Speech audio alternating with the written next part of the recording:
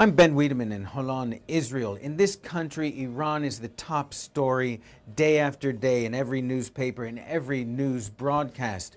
Right now, we're in the studios of a radio station that broadcasts in Farsi over the internet. Now, one of the reasons for this intense interest in Iran, in Israel, is the fact that around 200,000 Israelis trace their origins back to Iran.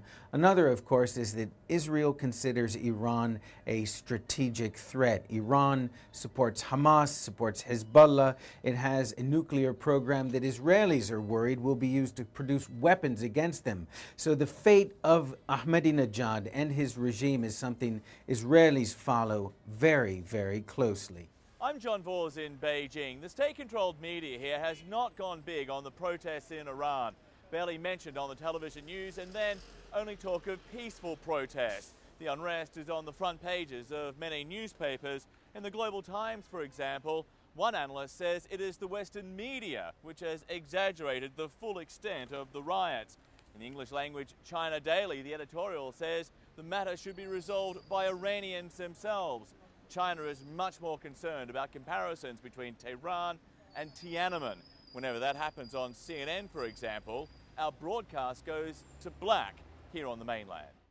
I'm Shasta Darlington in Havana. Here, coverage of the contested Iranian elections has been, well, minimal. In fact, if you take a look here at the main newspaper Grama over the last 4 days, you won't find a single mention of Iran. And television coverage has been pretty similar. But keep in mind, all of the media here is state-controlled. And considering that Cuba's own elections come under fire from abroad, it's really not that surprising that they wouldn't want to give a lot of publicity to problems with elections in Iran.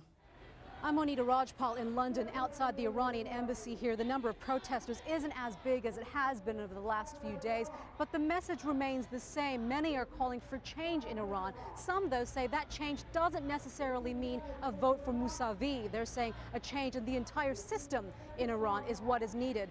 Twitterers here in London are also very active. They're calling for more gatherings in central London, but they are saying that the protests need to be peaceful. In the meantime, Britain's Foreign Secretary David Miliband is saying it is not up to any outside government to back a candidate. It is up to the will of the people of Iran to decide.